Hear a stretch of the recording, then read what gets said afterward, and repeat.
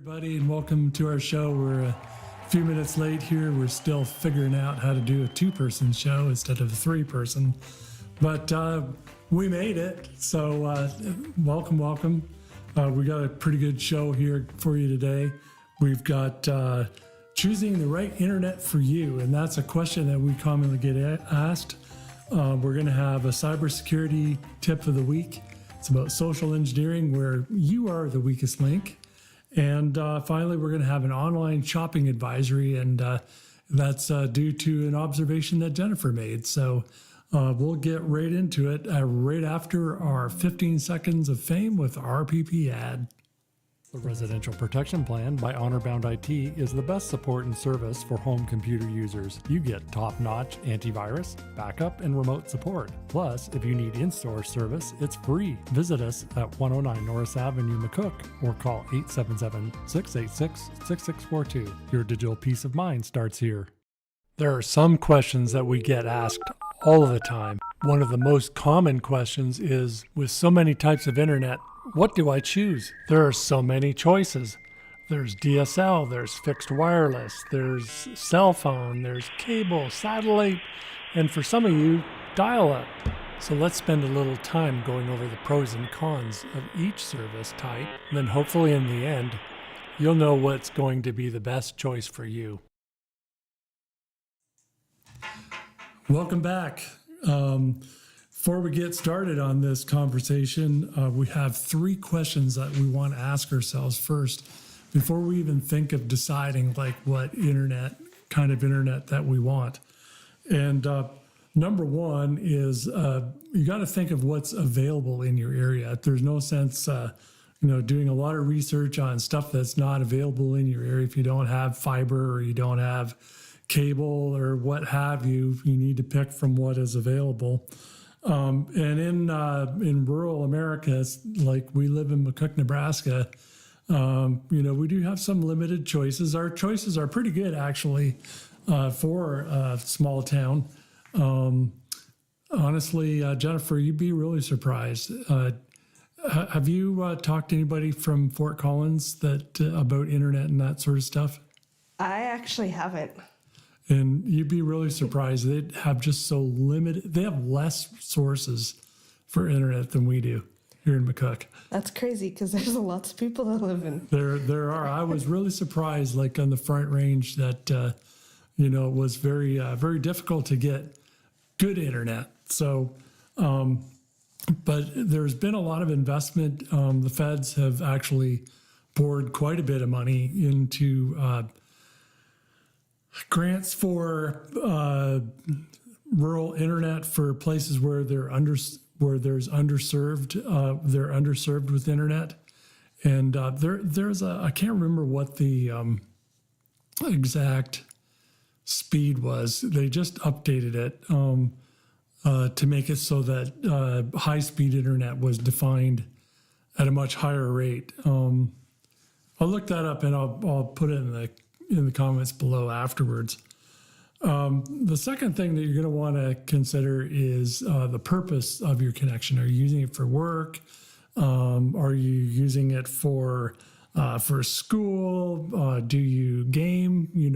Do you live stream? Every kind of, or are you just like bebopping on Facebook? Or perhaps all you do is read email or do online banking and you have limited needs. You might want to kind of consider the type of internet that you purchase based on your purpose. Is speed a factor? Is reliability a factor? Are you on tight deadlines for different things? That have internet requirements. Like if you're like Jennifer, it hasn't been for a while because obviously this is summer, but we've had people come in the store that they're students and they need to get stuff submitted, haven't we? Yeah, we have.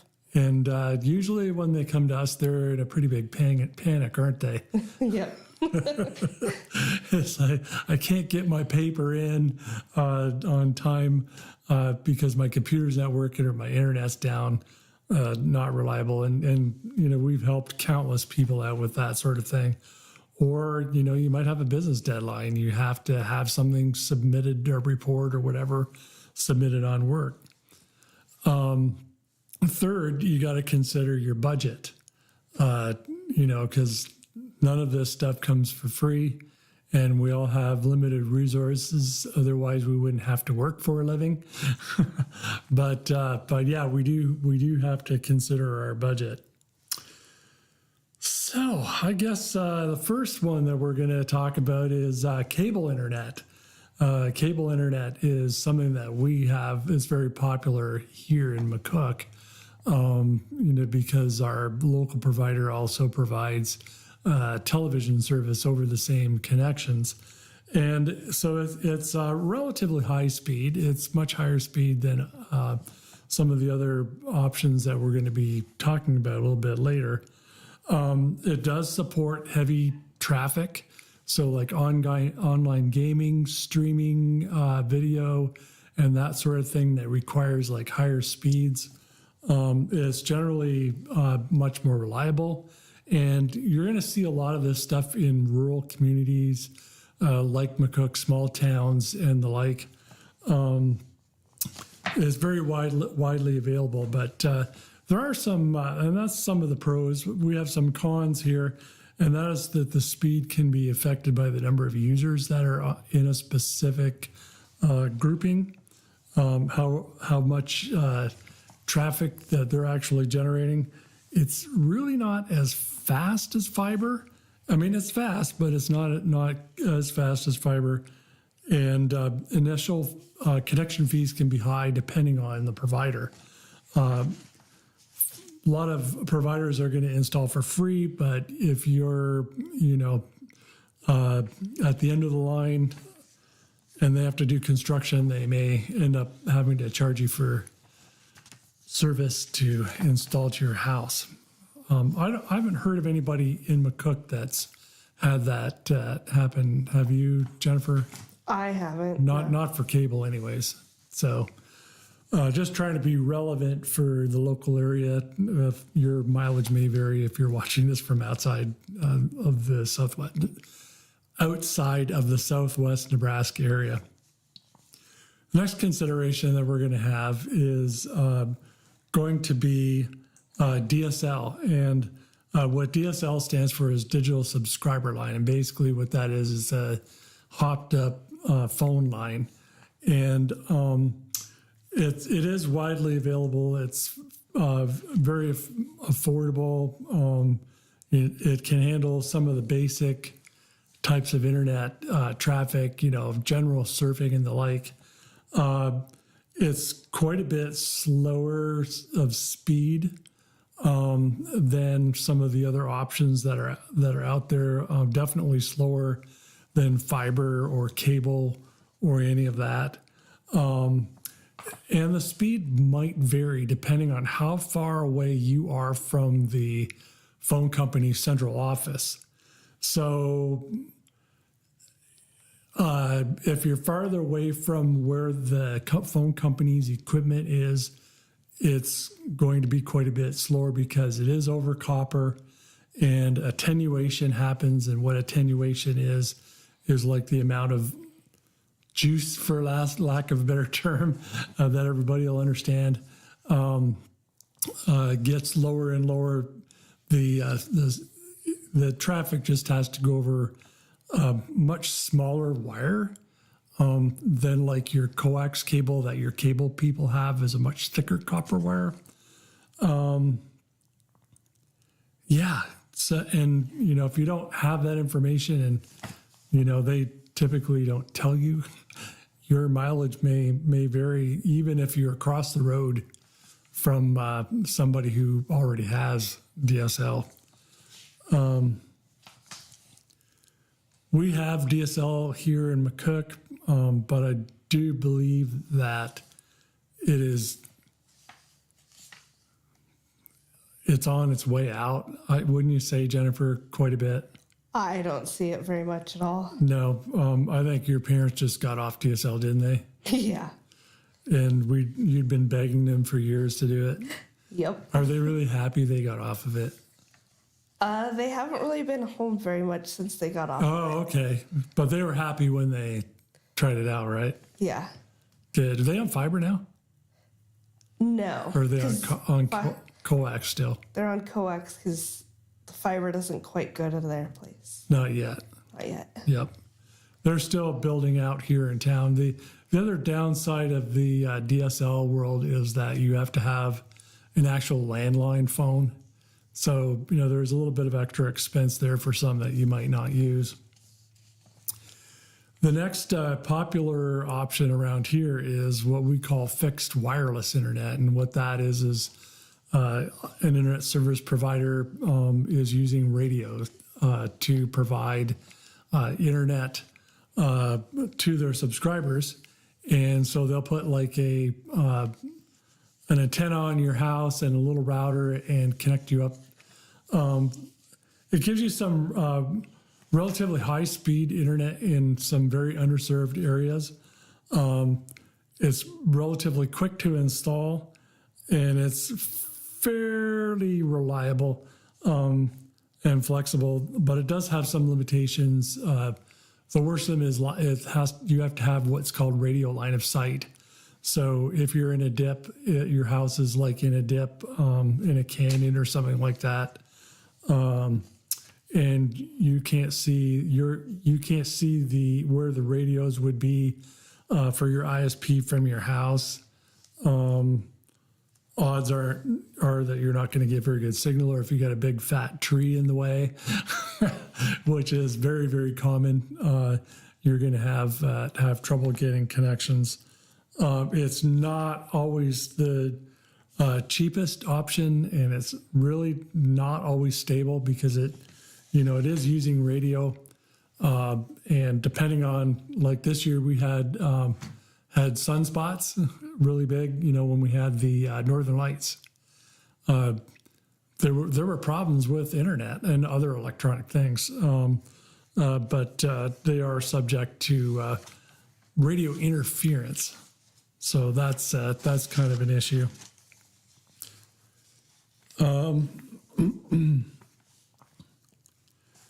The next one that we have is fiber internet, and fiber internet uses fiber optic cables to provide really fast internet. It offers the fastest uploads and download speeds.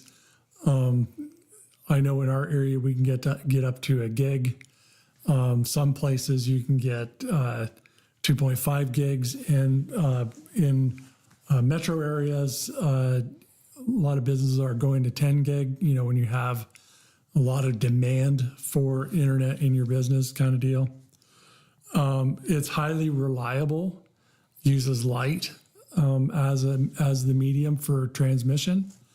And it goes over like a little glass fiber. That's why they call it fiber optic. It's much, much, much less susceptible to congestion. So you can have multitude of people on the same fiber and not slow anything down, because how fast does light travel? It's 176,000 miles an hour, isn't it? It's something like that. I think it's 176. Never really. Correct me if I'm wrong in the comments, but I think it's around that. But it's extremely fast, very low latency, so you're not going to get a lot of buffering, less lag when you stream your videos and that sort of thing, play online or surf the web, that sort of deal. The con in some cases is that it's more expensive than other types of internet. Although it seems to me that the price of, when we got fiber at our house, Jennifer, they didn't charge us any different. Oh, yeah. We went right from cable to fiber. They didn't charge us to install it or nothing. They just put the fiber in. And we've been on fiber here at the office here for 5 years, I think, for a long time. Before I got here. Yeah, that's very... very reliable. Installation can be complex, if you're in an unserved area, and there can be construction costs involved. depending on where you're at. But like I said earlier, a lot of the projects that are going on that are given federal grants are for fiber. And you'd be surprised that, some of the little tiny towns, like who would have thunk that like you can get fiber in Indianola or, little towns of like 200 and 300 residents, because it is like a utility, isn't it? Yeah. For a lot of people. I mean, I know that there are some that, we need to also be aware that we need to be able to live without internet at some point in time, because it always goes out no matter no matter who you are, you're going to have some ups and downs. But yeah, you'd be surprised. It's more of a utility anymore. People are just so reliant on doing things like paying their bills and entertainment. Everything that we do has some element. It doesn't require like a lot of cables for installation, which is also very nice.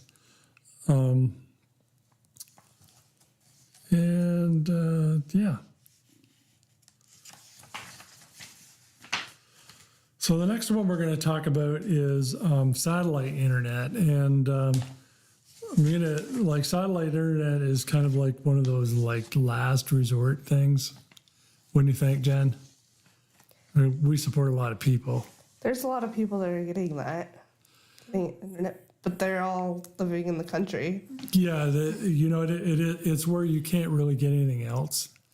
And there are some that are better than others. I think Starlink is probably one of the best that are out there for the satellite internet.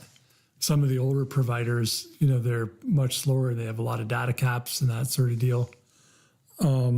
But there is high latency, so like if you're online gaming, it takes so much time for your signal to go out in space and back to your home and then to your computer. If you're playing a game, sometimes you might be dead before you get to hit the fire button. Not that I've ever experienced that personally because I don't game anymore. But if you're a gamer, it's probably not a good choice if you can get away with it. Weather can affect the strength or even access. You get rain and fade.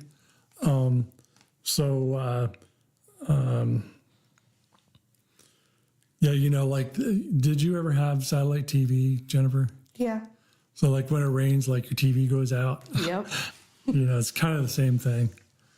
And it's usually like quite a bit more expensive than other forms of broadband. So I would think that if you can get away with it, do something else. I probably would even go fix wireless over satellite internet if it is all possible.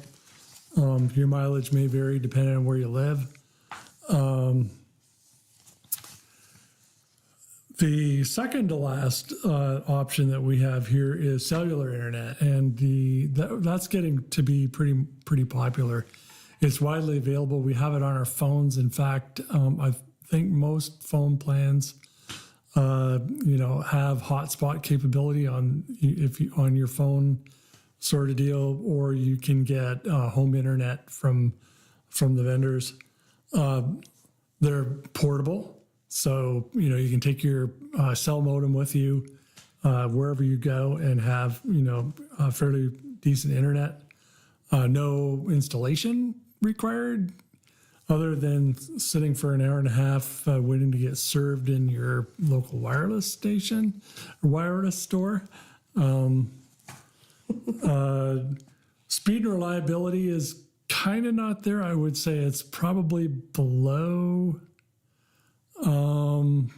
cable modem. I mean, it's okay. It's way better than satellite, but still generally slower compared to fiber. There might be factors such as distance between you and the tower that might affect, or where you are in a building. Your signal strength is obviously going to change the quality of your internet connection. A lot of plans have data caps, so they might throttle you if you have used past whatever amount of data in any given month, or it might even lead to additional costs if you go over on some plans. A lot more latency for online gaming or for video conferencing for sure. So, it is an option, even if you're out rurally, like maybe cellular is going to be the better option for you.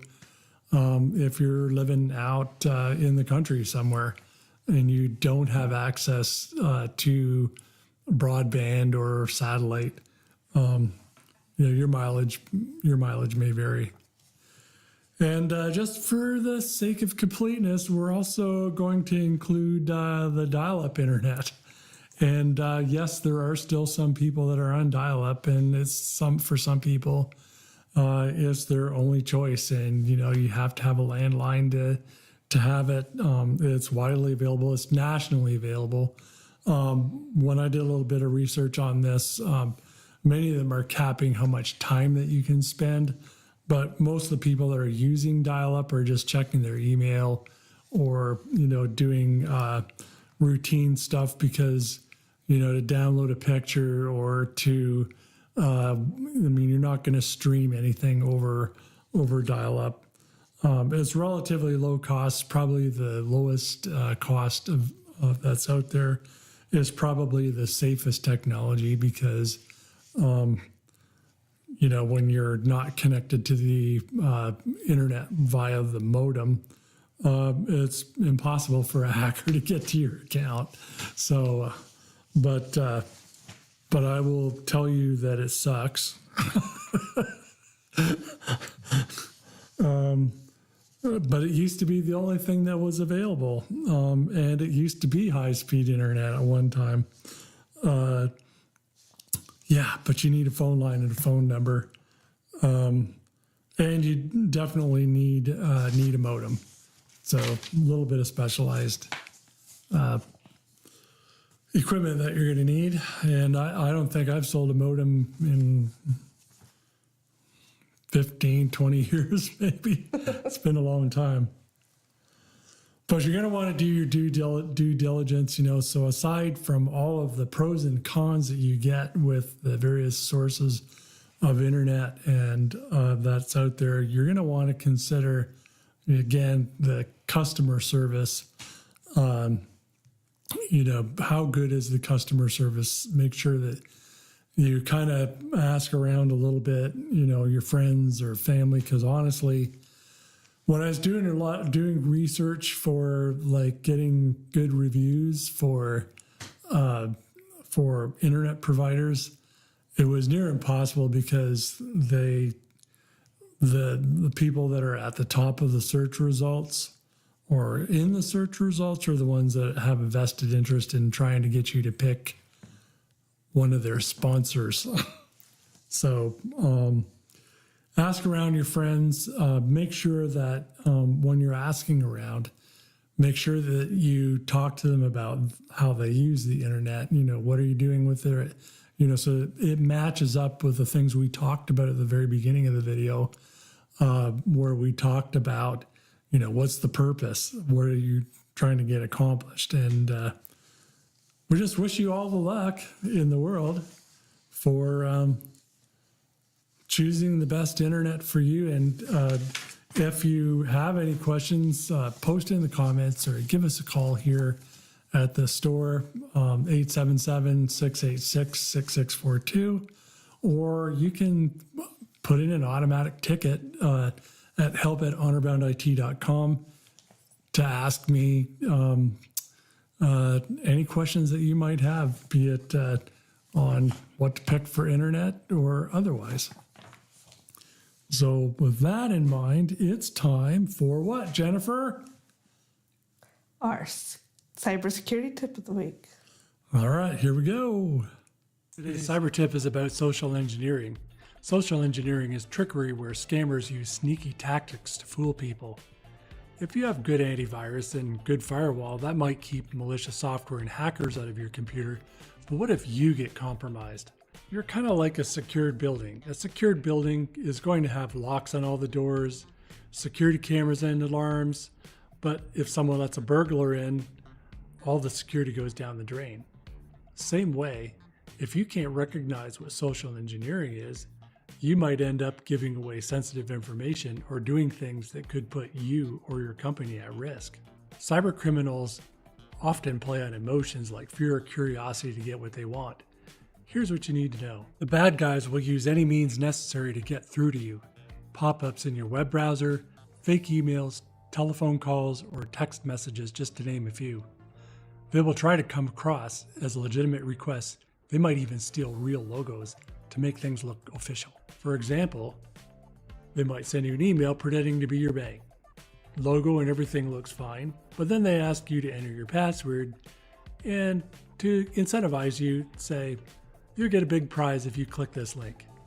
It's all about tricking you into giving away your personal information or doing something harmful. For the record, no legitimate caller or emailer will ever ask you for your password. And honest, trustworthy tech support companies will never solicit your call with an 800 number pop-up on your internet browser. There's some more tips on how to spot when someone is trying to socially engineer you. Watch out for things like urgent messages that try to get you into a panic. Offers that sound way too good to be true usually are. Requests for sensitive information from strangers is also a huge red flag. If something feels off or unexpected, it's probably a scam. Know the tricks. When you hear about scams, pay attention.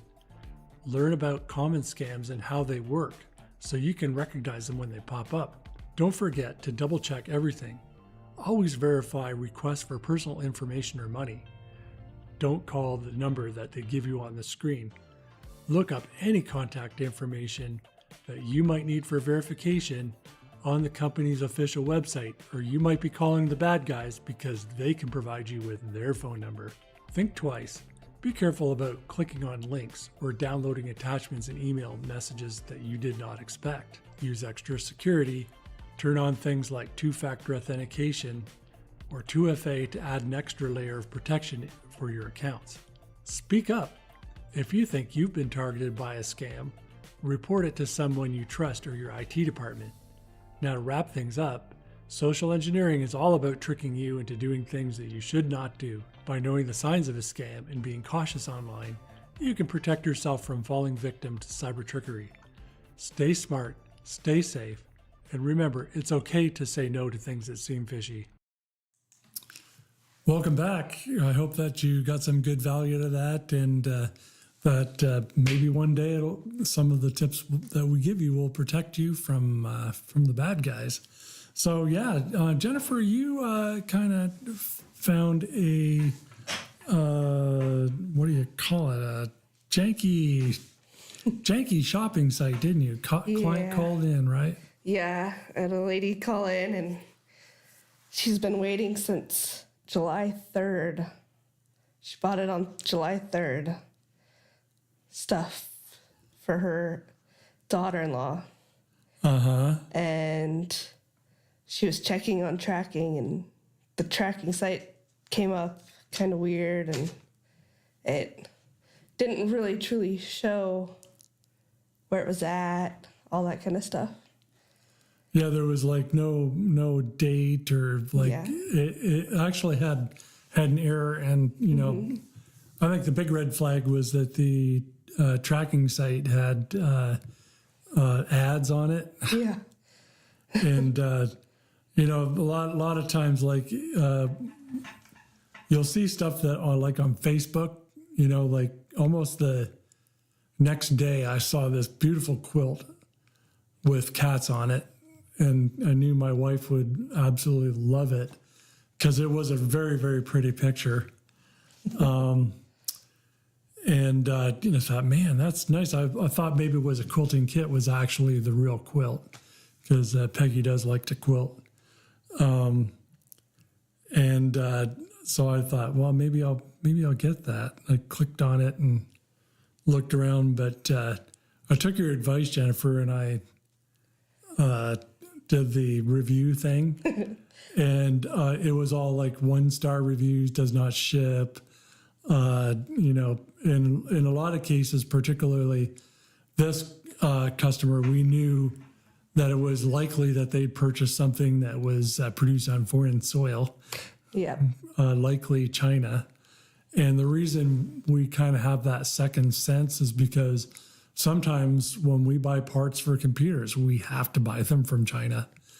And if you're going to buy something from overseas, you're going to have to wait. And in a lot of cases, we've waited, 2-3 weeks for parts? It's been a long time. Yeah, it's been a while since we've had to buy an overseas part, but sometimes the only place that you can get the battery is from overseas. So yeah, be careful. Make sure that you look at reviews. And you looked at the review of that, and it was the same cheap quality. Yep, cheap quality. Slow ship, no ship. Wrong sizes, all that kind of stuff. Yeah. Doesn't look the same. And the thing of it is too, is like if you're buying overseas, like the sizes like I remember I bought this, this was several years back. I was on Amazon and I wanted a specific type of parka. I've been looking for a parka because if anybody knows me, I'm always cold and I hate cold. And so it looked really beautiful in the picture. So me being the size that I'm at, well, okay, extra large should probably do.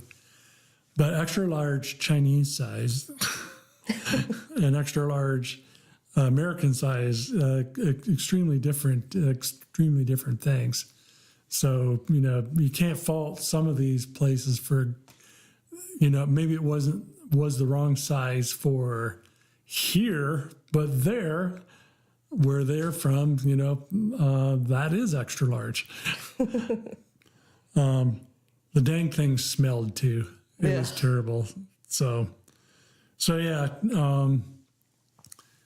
be cautious, buyer beware, particularly if you're buying off sites that, you're just not familiar with. They're not name brand. That's not to say that we shouldn't encourage people to do online business, but, look for the red flags and make sure that you pay attention to reviews. Always check reviews, but don't always trust the 5-star ones. Oh yeah, particularly if like all you find is 5 stars. I mean, you sort of have to have that little discernment, Yep. of what check the 1-star ones. Yep, I do that. I check like the 1-star ones, a few 5-star ones. I might check a few in the middle. Yep. But definitely, if all you find is 5-star reviews, odds are they're not real. Yeah. I think Amazon got wrapped across the knuckles for that, didn't they? They did. Yep. They were paying people to leave 5-star reviews. Yep. Sometimes there's third-party sellers, and third-party sellers will do that too. So. I know somebody that was doing reviews for people. Oh, really? Yeah. Really easy money, right? Yeah, that's why they did it. Good Lord. All right. Well, it's time for our cat pick of the week. And this is through the screen. This is Bootsy. He is not our cat, but he is our cat. He's the neighborhood cat. Just love you as all get out. If it's your cat and you know who this cat is, tell us, because we'd really like to know his real name, but we call him Bootsy. And he is the reason why I built I'll take a picture of it for next week, a cat hotel for outside. So that when it gets cold in the winter, he'll have a place to go. Because we can't let our kitty cats get cold. But yeah, we were out husking sweet corn last week. Last weekend, we husked 8 bags of sweet corn, and he helped. So with that, what do you think, Jan? Is it time to hang it up for the week? What? 35 minutes. Yep. So we're just going to kind of sign off here and...